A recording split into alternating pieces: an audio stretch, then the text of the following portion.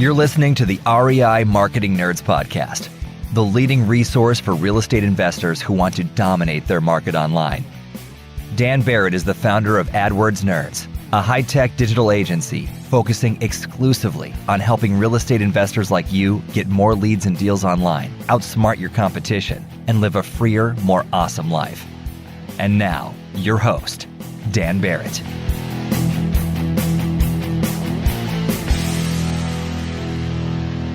All right, everybody, it's Daniel Barrett. I'm here with the world famous David Bokman. David, how are you, man? What's going on? I'm doing fabulous. I couldn't have asked for a better intro. Wow. I don't know.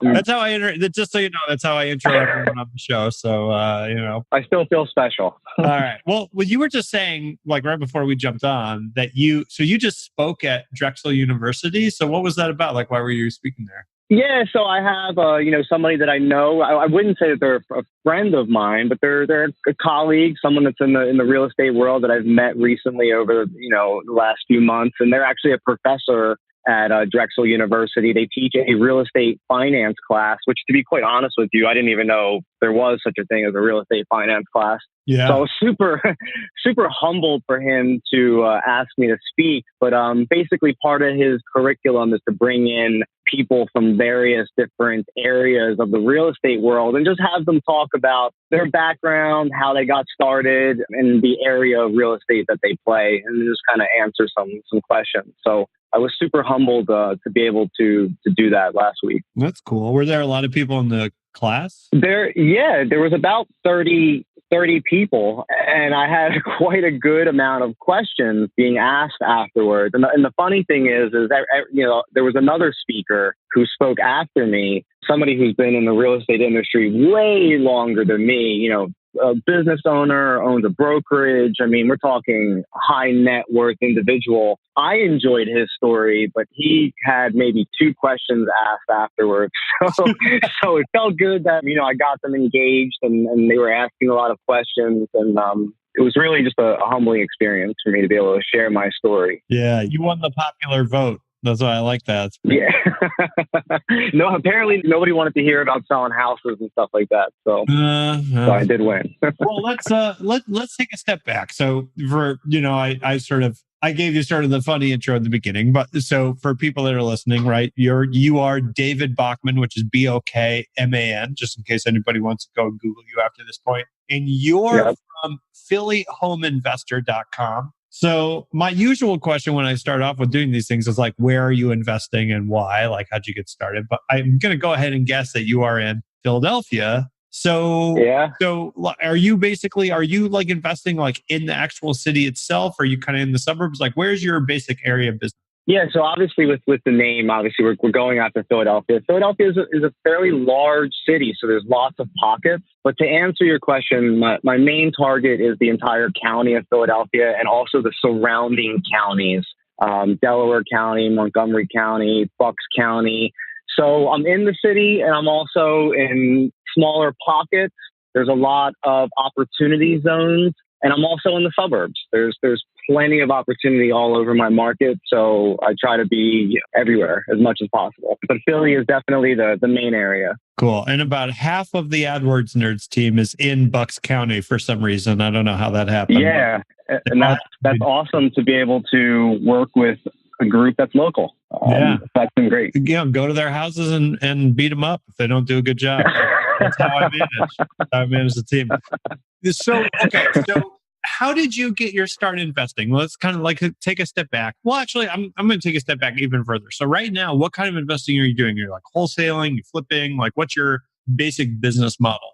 Yeah, so right now I would say 95% of my business is wholesaling. It's a little bit different than most, I would say, because not only do we focus on your typical residential houses, but we also focus on commercial properties, large multi-units. We just closed on a 33-unit deal, vacant land and development deals. So that's 90 to 95% of my business is wholesaling. The other 5-10%, I do have 2 flips going on. So I am actively buying if the numbers make sense. Right. And then I also do a little bit of consultation work, just given my background, which I'll happy to go over as well. Oh, yeah. Okay. So I want to come back to that. But I was going to say, like, you have the balance that I think when I talk to investors, I hear a lot of the time some variation on, what I want to do is, I want to do a flip when it's right and when the numbers really line up, but the rest of the stuff I just want to wholesale. So it seems like that's kind of the balance you have. You take the stuff that the kind of like cherry pick deals for yourself, and the rest you can wholesale to other investors. Yeah, absolutely. And we can talk, and I can touch on that when we talk about how I got involved. But, when I originally first got involved in real estate, I thought that I was going to be a flipper, like a lot of people think that they're going to do. And then I really quickly realized that wholesaling is the way to go. But when I originally first got involved in real estate, I was actively looking for flips, was the mindset, but very, very quickly realized that wholesaling is a much better strategy. Well, so break that down for me for your reasoning, because I feel like recently, right, there's been a real kind of rise in competition, right, just kind of nationally. And I think that's kind of squeezed a lot of people in terms of what they're paying per lead, no matter what their marketing channel, right, that competition is very real. And so I feel like wholesaling's kind of taken a bit of hit in popularity just because people are like, well, I'm not making as much and I'm paying more for my leads. So for you, like, what makes wholesaling, like you said, the way to go? Yeah. Well, right off the bat, the first thing for me is the stress and the time. So typically in my area, to do a flip, with just getting zoning and permits and the time, it could take potentially 6 months plus. And then, what is the average that you're going to make on that flip? After you pay real estate agents, and these are the things that people don't think about, but after you pay real estate agents and your fees and your GCs made a mistake here and there, what are you walking away with? $20,000, $30,000, $40,000. And that took 6 months plus and stress and time, when I can do that in 30 days. We're making on average $15,000 to $20,000 per wholesale deal. And we're doing that in an average of 21 to 30 days. So for me personally, it just takes away the stress. Obviously, there's still stress with wholesaling, but the time frame is much, much shorter. And it just makes sense for me as opposed to doing a flip. So your market, the Philadelphia market, I mean, Philly's one of my favorite cities, but it's a pretty unique place, right? So do you feel like that's partially a function of your market and it's kind of like, hey, it's the right fit for the market? Or do you feel like, like if I just picked you up and plopped you down in some random point in the United States, you would gravitate towards wholesaling no matter what, just because of the quality of life issues? I think I would gravitate towards wholesaling. So, just going back how I got involved into this, my background is I came from the corporate world. So I spent, 10 plus years as a medical device rep. So, I wore the suit and tie. I drove across the entire East Coast, trying to sell products, and at the end of the day, I'm working for somebody else. All the travel, all the work, all the stress. And so, and that's what I thought I always wanted to do. But as I've gotten older and now I have a family, I realized that's not what I want to do. So I feel like, what's the direction that's going to, make me the most amount of money using my skill set and with the least amount of stress? So I think if you plop me anywhere, I would probably gravitate towards wholesaling and figuring out how to make that work in any market. So, okay. So I've got a bunch of questions about that, and I definitely want to come. You mentioned that you were recently, on a podcast. You're doing a podcast with the folks at Investor Fuse, and I definitely want to come back there because I just recently, I think the episode, by the time people are listening to this, I think the episode, the interview that I did with Dan Schwartz, I think I'm going to break that into 2 episodes. Both of those will have been out for a little bit. So remind me, I want to open that loop and come back to that. But let's talk about how you got, like, what made you make the jump? Because it's one thing to know, like, hey, I didn't want to wait. I didn't want to work for someone else. It's one thing to know you don't love the thing that you're doing. It's another thing to really make the jump into something new and specifically make that jump into real estate. So like, what was driving you there? What motivated you to actually pull the trigger and make that happen? Yeah. So just to save on time, I really got involved in real estate by accident. It really just fell on my lap. one day, my brother-in-law, I talked about how I was looking to do flips when I first got started. One day my brother-in-law calls me and he goes, "What's your credit score?" And I go, "Why?" And he goes, "Well, I have some money, but my credit's not that great. And I'm thinking about doing some flips. And, would you want to be partners with me?" And so that's how it kind of got started with the whole real estate thing. And then, we really couldn't get any synergy going. We couldn't get anything working out. But then he started to share something about wholesaling with me. And he sent me this ebook. And Dan, I'll tell you, man, that ebook sat in my email bin for probably about a month or so. Right. And normally I probably would have deleted it because it came from my brother-in-law. So I'm sure you have, but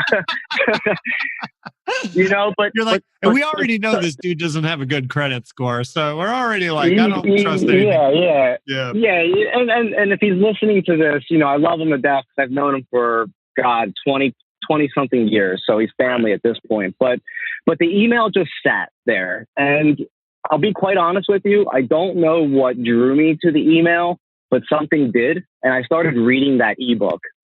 And after I finished that ebook, I'll be honest with you, something kind of just lit a little fire in me. And also at that time, I knew that I was leaving my job. So, what was I going to do then? And this whole wholesaling thing, I really understood it all. And so I started to do a little bit of research. I started to figure out who are the players in my market. I started going to real estate networks to see the type of people that were trying to do this.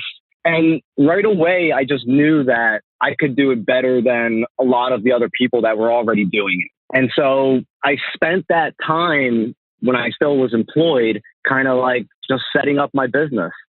Creating a website, which I made on my own on GoDaddy, setting up social media accounts, creating business cards, doing all the things that you're supposed to do when you start any other business.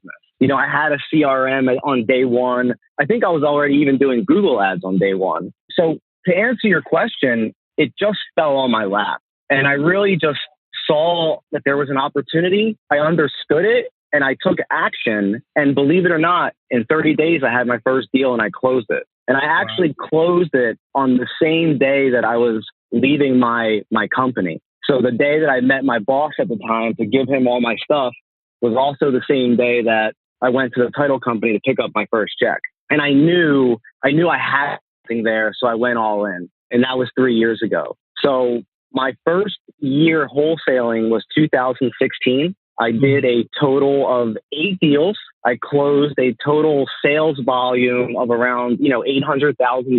Mm-hmm. Moving into year 2, I closed 43 deals and a total sales volume of around 9.2 million. Wow. And now we're in year 3. I have a full-time acquisition manager, a VA, part-time person. We should finish the year close to 60 deals closed and $10 million in revenue. Wow. So, let me ask you, because it's interesting. A lot of stuff there, right? Yeah. It's interesting to kind of frame it this way. And I know it's not exactly, you guys weren't exactly doing the same thing, right? But, your brother-in-law was the one that kind of turned you on to this, right? Right. But it was like you're saying, when you guys were working on it together, you're having trouble kind of getting the momentum. And it seems like when you jumped into it, kind of wholeheartedly, right? You were able to really make it click in a way that it wasn't happening before. I'm curious, why do you think that was? What was the difference between how you approached it and how he was approaching it? That, you both had the same ebook, right? So it's not like the ebook was magic. So what was the missing piece there that really helped you put it together? I think it's the same thing that stops a lot of people in their tracks. They have a job and they have bills to pay. And, a lot of people are afraid to take the chance of starting something new. And, I don't want to go back to my, my all my stories, but, going back to the corporate world, I've had everything. I've had that 6-figure salary. I've had the expense report. I've had the expensive cars.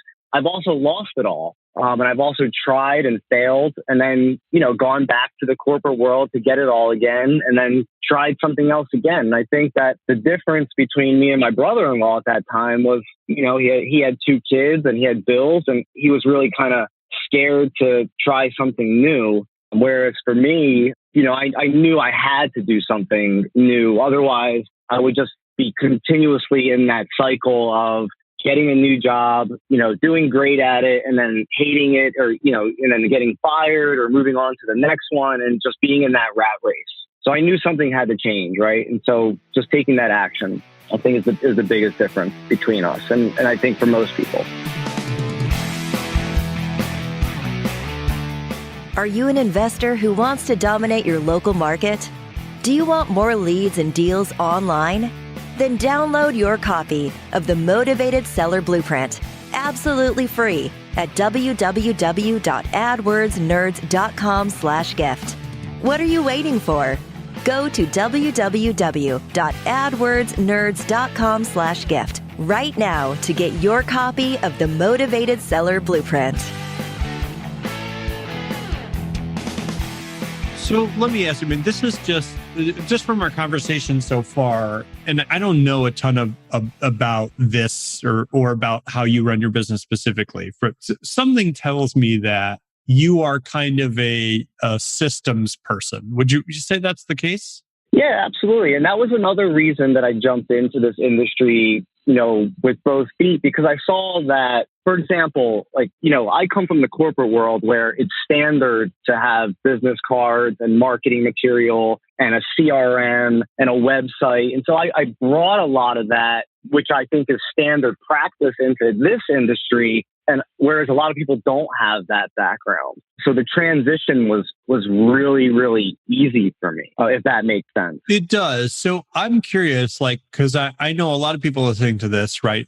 Just the fact of the investing world, right, is that the vast majority of people that get started investing are going to have trouble getting their first deal, right? Much less getting 40 or right. And so when you look back, it's interesting for you too, because this is a very recent, you're not like 39 million years ago when I got started in real estate investing. Right.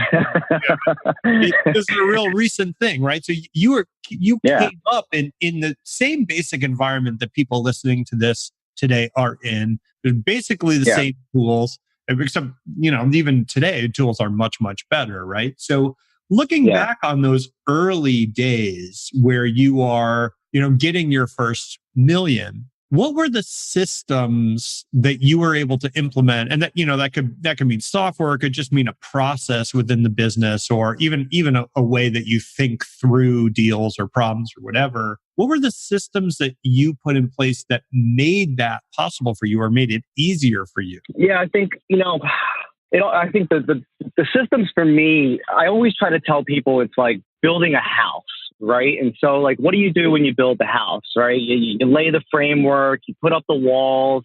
And so that's how I kind of treated my business in the beginning. Mm-hmm. I created the website, created the marketing, created the different channels of marketing, whether it was through direct mail, whether it was through social media marketing or PPC or SEO, or putting myself out in newspapers or dropping off postcards, setting up the framework and putting up the house.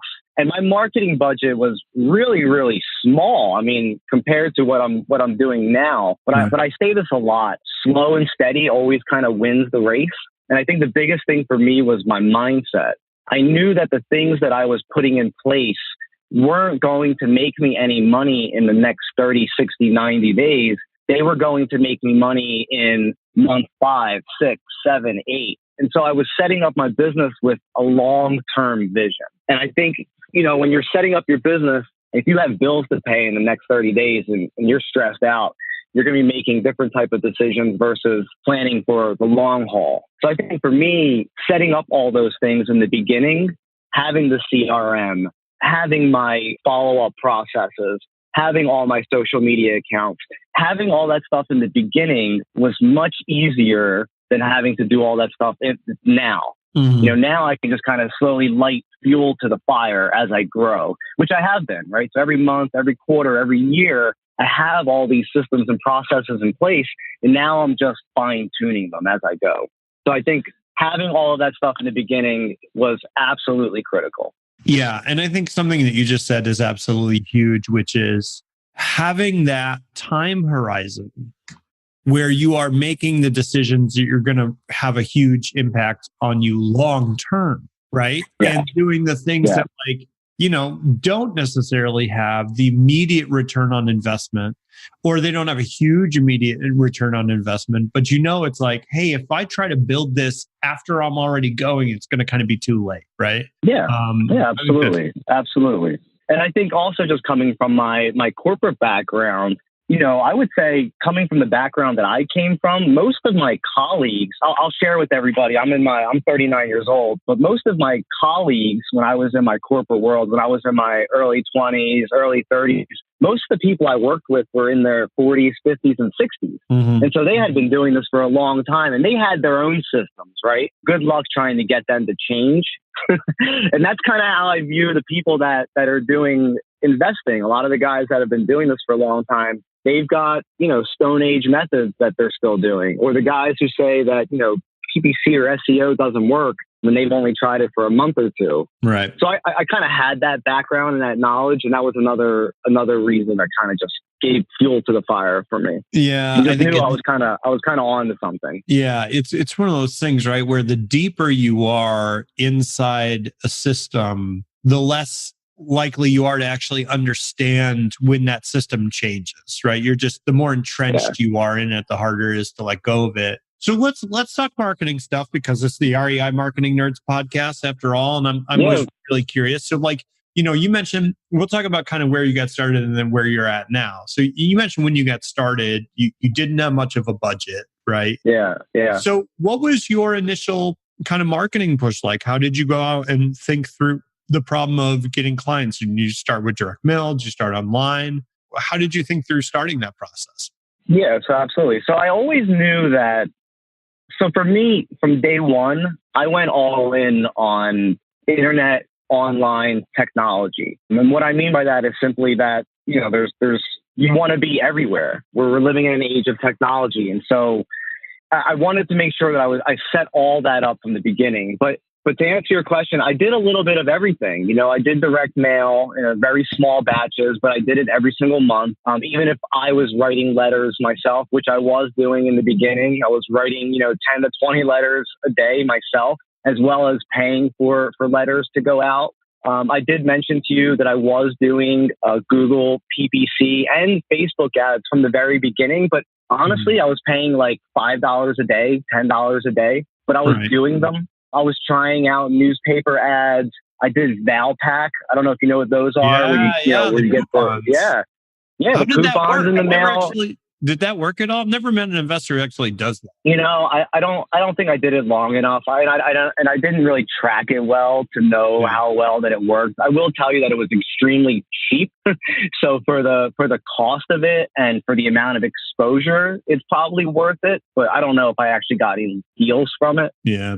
But in the beginning, I was doing everything myself. I was going to networking events, like I said, putting myself in the paper, trying different things, but trying everything, because I feel that you can't just have one type of marketing source, because what happens when that dries up, right? But I was spending about maybe anywhere from $400 to $500 a month on marketing. And as I started to close deals, that would slowly go up every quarter. So every quarter I would evaluate my marketing and then start to increase my, let's say, PPC budget from $10 a day to $15 a day, to where we are today, which is, I think we're spending total of, maybe $15,000 a month.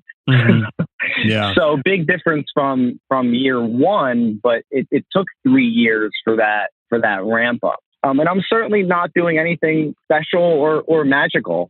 I'm just following the instructions that you're supposed to do and just being consistent with it. But we're doing all kinds of marketing. Yeah. Things that I don't do is I don't do like bandit signs. Not that I think they don't work. I think they do work. It's just that's not the way that I want to represent my company. Mm-hmm. So we won't do things like that. But I pretty much do everything else. I utilize LinkedIn, Bigger Pockets, all the free sources, and then, I'll pay for the rest. Facebook, Google, direct mail. But I would say 90% of my strategy is geared towards, being online. I have multiple websites. I do the blog, do SEO. So I'm all in for internet strategy moving forward. So that's kind of brings me to my next question, which is what's working for you now. And I'm especially curious about what you see as something that's coming up or something that's improving or increasing in importance. You talked about people kind of like their Stone Age methods, but world moves really fast. And, I've talked about this on this podcast before where it's like, I started doing this, whatever it was, 7 years ago, and AdWords was the only thing we needed. And we've had to continuously up our game, learn new channels, learn new things. I mean, it's never ending, right? So for you, what do you feel like is your kind of bread and butter now? And do you feel like things are changing? Do you see anything on the horizon coming up that you think is important or going to be, more important? Well, for me, 90% of my deals and leads all come from online generation. So everything is coming from that mainly. I don't really see that changing. I do see technology being more of a play moving forward. Going back to that talk that I did at Drexel University, the other person that spoke had an opportunity to be in a meeting with Gary Keller. And I'm sure everyone knows that, Keller Williams real estate agencies. Mm-hmm. And they talked a lot about, and he shared some of this with us. He talked a lot about how the real estate world is doing a lot to, disrupt kind of the investment world with technology and things that they're going to be offering, kind of creating, a one-stop shop moving forward. So I definitely see that, moving forward, there has to be a partnership with other brokerages or other agents or some type of leverage with technology. I don't know if I could answer that question. I still feel like I'm a newbie myself in this world, and I'm learning a lot as I go. But I'm fairly confident that whichever direction we move into, it's definitely going to be in the realm of technology and who has the most leverage and who can provide the best service. Honestly, I think a lot of other brokerages and investors will not be able to compete in that marketplace. Yeah, I think it was Dan Schwartz. I think in our interview, he's talking about, investing's really moving into the age of systems where, people who have a system that can extract incremental value. If your system, extracts 0.5 units of value more than mine, over time, you're just going to eat me alive. Right. And it may seem small, but, I think the disruptive force of, Zillow instant offers and Open Door and all these companies, right? They're banking on that systems process to kind of make up the difference. And I'm really curious what's going to happen. I think you're absolutely right that technology is going to be huge. I also just think that there's going to be a space that opens up for people who invest a lot in that person-to-person relationship, right? Where it's like a much higher touch process. Yeah, I don't know. It'll be really interesting to see kind of where it all shakes out. Well, listen, David, if people want to follow up with you and kind of learn more about you, because you're doing a lot of really interesting stuff. Where's the best place for them to find you online or learn a little bit more about PhillyHomeInvestor.com? Yeah, absolutely. The best place that people follow up about me, learn about me, or contact me, I actually have another website. You can just go to BokmanInvestmentGroup.com, and that'll tell you a little bit about me, the things that we do, all my companies, and it also links to all my different social media accounts, and as well as my personal email, I believe is at the bottom of it. Cool, man. Yeah. So everybody, if you're, I don't know, a lot of people are driving or I don't know. I always picture people in the shower, but I think it's hard to listen to podcasts in the shower. So I don't know what's happening. Man, I just went onto Amazon.com and the first thing that popped up was a shower speaker. So apparently that's something that I need to get. I don't know. It's telling me something. Well, it's funny, man. It's we must be on the same retargeting list or something. Because I've thought about it. I'm always I'm already it's I have so little time in my day where I'm not trying to cram some kind of thing in, and I'm maybe it's just So for people who want to catch up with David, so that's BokmanInvestmentGroup.com. And you guys, if you're listening to this, Bokman is BOKMAN, investmentgroup.com. And obviously there's PhillyHomeInvestor.com, which is where one of David's websites where he's doing his investment in Philly, buying houses and all that good stuff. Hey, David, this was awesome, man. Thank you so much for coming on and sharing your knowledge. I couldn't be happier for you, man. It sounds like you're crushing it and well-deserved. So I really appreciate you sharing that with our listeners. I appreciate you having me on, and hopefully I was able to provide some value, and hopefully somebody gets something out of it. So thank you for having me on, and super humbled as well. Yeah, absolutely, man. Well, I'm glad, we can be the probably not the last stop on your whirlwind media tour of all these different podcasts and stuff. And I kind of want to, where I'm coming up on time, which is why I have to kind of shut it down. But would you be open to kind of coming back for another episode? I kind of want to dig in a little bit deeper on some system stuff. We didn't have a ton of time. Would you be open to coming back if people are into that? Yeah, man, absolutely. I would love to share more. I know we didn't have a lot of time, but would love to be able to come back and share more info. Awesome. All right, guys. Well, thanks again. And that was David Bokman from PhillyHomeInvestor.com and BokmanInvestmentGroup.com. David, have an awesome rest of your day, man. Thank you, Dan. Thanks again, man.